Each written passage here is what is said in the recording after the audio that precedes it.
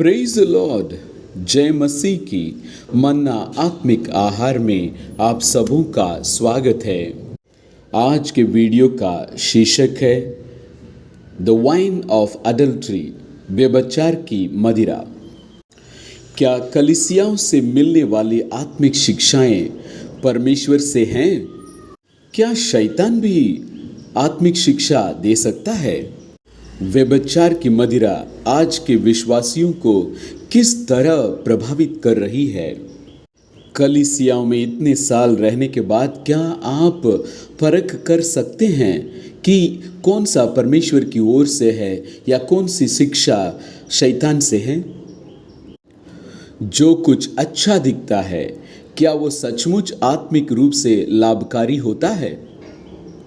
प्रकाशित वाक्य में दिखाए गए गुप्त मन्ना और व्यभिचार की मदिरा, इन दोनों भोजन में क्या अंतर है? पशु के ऊपर बैठी वेश्या कौन है? उसके वस्त्र लाल और बैंगनी क्यों है? उसके हाथ में सोने का प्याला है और प्याले के अंदर क्या है? उसके माथे पर लिखा है बाबेल क्यों? इन सारे सवालों का जवाब हम देखेंगे प्रकाशित वाक्य पर आधारित इस video the wine of adultery, व्यभिचार की मदिरा। मैं प्रार्थना करता हूँ कि पिता परमेश्वर आपको सहायता करें, अपनी पवित्र आत्मा को भेज दें, अभिषिक्त करें, जिससे आप इसमें बताए गए परमेश्वर के वचन को आप जान सकें और परख सकें और अपना सकें। यूहन्ना 8:32 कहता है, सत्य को जानोगे और सत्य तुम्हें स्वतंत्र करेगा। सत्य क्या है? परमेश्वर का वचन। और परमेश्वर का वचन ही हमें झूठी शिक्षा, जो व्यभिचार की मदिरा है, शैतान की षड्यंत्र है, उससे बचा सकता है। प्रकाशित वाक्य में दो प्रकार के भोजन का जिक्र है जो एक दूसरे के बिल्कुल विपरीत हैं। प्रकाशित वाक्य 2:17 और 17:2 में दोनों प्रकार के आहार का वर्णन मिलता है। वचन कहता है, जो जय पाए उसको मैं गुप्त मन्ना में से दूंगा। और 17:2 में देखते हैं, जिसके साथ पृथ्वी के राजाओं ने व्यभिचार किया और पृथ्वी के रहने वाले उसके व्यभिचार की मदिरा से मतवाले हो गए। एक है गुप्त मन्ना, जो परमेश्वर की ओर से मिलता है अपने पवित्र लोगों के लिए। उसे हम प्रकाशित वाक्य या प्रकटित किया गया वचन भी कह सकते हैं, जो हमें जीवन देता है और अनंत जीवन की ओर ले जाता है। और दूसरा भोजन व्यभिचार की मदिरा, जो संसार से आता है, यानी शैतान से आता है, जिसे हम झूठी शिक्षा, मिलावटी वचन, मिश्रित शिक्षा भी कह सकते हैं।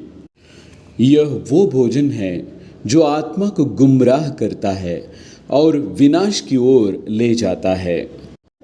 गुप्त मन्ना और व्यभिचार की मदिरा, इस दोनों का जिक्र परमेश्वर हमारे सामने क्यों करते हैं? क्योंकि जब इसको हम जानेंगे तो हम व्यभिचार की मदिरा नहीं पिएंगे और परमेश्वर के द्वारा दिए जाने वाला गुप्त मन्ना ग्रहण करेंगे। प्रकाशित वाक्य 17:3-5 तक का वचन। तब वो मुझे पवित्र आत्मा में जंगल को ले गया और मैंने लाल रंग के पशु पर, जो निंदा के नामों से भरा हुआ था और जिसके 7 सिर और 10 सींग थे, एक स्त्री को बैठे हुए देखा।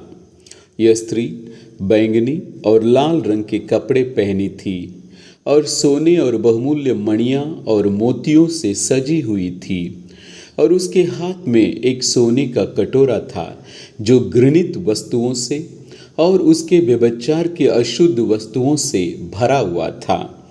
और उसके माथे पर यह नाम लिखा था, भेद बड़ा बाबेल, पृथ्वी की वेश्याओं और घृणित वस्तुओं की माता। जो स्त्री पशु पर बैठी है वो लाल रंग के कपड़े और बैंगनी रंग के कपड़े पहनी हुई हैं, और यह शैतान का झूठी और गलत शिक्षाएं और सिद्धांत का प्रतीक है। इसके ठीक विपरीत प्रकाशित वाक्य 19:8 में देखते हैं, उसको शुद्ध और चमकदार महीन मलमल पहनने को दिया गया, क्योंकि उस महीन मलमल का अर्थ है पवित्र लोगों के धार्मिक काम। मेमने के विवाह में जो कपड़ा हमें पहनना है वो यही है, परमेश्वर के वचन पर आधारित धार्मिक कार्य का वस्त्र। रोमियो 13:14 इस तरह बताता है, वरन प्रभु यीशु मसीह को पहन लो और शरीर की अभिलाषाओं को पूरा करने का उपाय न करो। मसीह को पहन लेने का मतलब क्या है? पहला यूहन्ना 1:1 में देखते हैं कि यीशु मसीह को वचन कहा गया है, यानी यीशु मसीह के वचन को ओढ़ना है। यूहन्ना 15:3 कहता है, जो वचन तुमने मुझसे सुना है उसके कारण तुम शुद्ध हो गए हो। मसीह का वचन हमारे हृदय रूपी कपड़े को धोता है और इस प्रकार हम मसीह को पहन लेते हैं। और हमने देखा सोने और बहुमूल्य मणियां और मोतियों से सजी हुई थी। इसका मतलब क्या है? शैतान से उत्पन्न विभिन्न झूठे सिद्धांत और धार्मिक नियम। और उस स्त्री के हाथ में हम लोग देखते हैं एक सोने का कटोरा था जो घृणित वस्तुओं से और उसके व्यभिचार की अशुद्ध वस्तुओं से भरा हुआ था।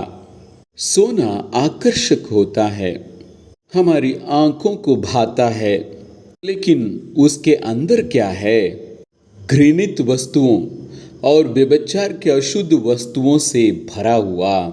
बाहर से सोना और अंदर गंदगी। जब शैतान ने हव्वा को बहकाया था, उसकी बातें उसे अच्छी लगी, इसलिए उसने उस फल को खाया। लेकिन परिणाम क्या निकला? उसकी आत्मा मर गई, परमेश्वर से उसका नाता टूट गया।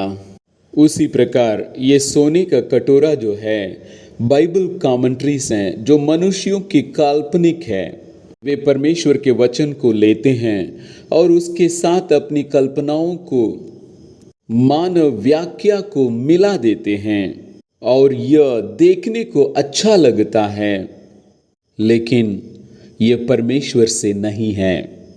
और जो इसकी सेवन करते हैं, इसको देने वाले अशुद्ध आत्मा से संयुक्त हो जाते हैं अनजाने में। इन्हें पता भी नहीं है कि ये शैतान की शिक्षा को सुन रहे हैं और ग्रहण कर रहे हैं। जब कोई ज़्यादा पी लेता है, वो सीधा नहीं चल पाता और उसे दाएं और बाएं का फर्क समझ नहीं आता।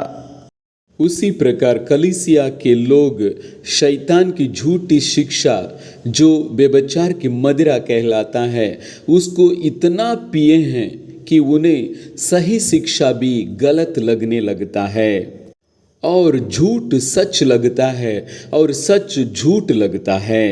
इसी को यशायाह 29:13 में परमेश्वर कहते हैं, ये लोग जो मुंह से मेरा आदर करते हुए समीप आते परंतु अपना मन मुझसे दूर रखते हैं, और जो केवल मनुष्यों की आज्ञा सुनकर मेरा भय मानते हैं। यीशु मसीह के पहले आगमन के समय में भी यही बात हुई। फरीसियों सदुकियों के पास जो शिक्षा थी वो मानव परंपरा के अनुसार था, यानी परमेश्वर के पास से नहीं था, शैतान की ओर से था। इसीलिए यीशु मसीह ने उन्हें देखकर कहा, तुम अपने पिता शैतान से हो, जो झूठ बोलता है, जो झूठों का सरदार है। वे खुद अंधेरे में चल रहे थे और ज्योति जब उनके सामने आई, उन्होंने उस ज्योति को स्वीकार नहीं किया और उस ज्योति को ही अंधेरा कहने लगा। यीशु मसीह को ही वे शैतान कहने लगे, यानी बेल्ज़ेबुल की मदद से तुम शैतान को निकालते हो, तुम शैतान हो करके उनको बदनाम किया गया। इस प्रकार झूठ सच्चाई को प्रताड़ित करता है और सत्य को मार डालता है। यही है झूठी शिक्षा का प्रभाव। आज कलीसिया पूरी तरह झूठी शिक्षा से प्रभावित हो गया है, शैतान के अधीन में आ गया है। सिर्फ गुप्त मन्ना प्रकट किया गया वचन ही हमें बचा सकता है।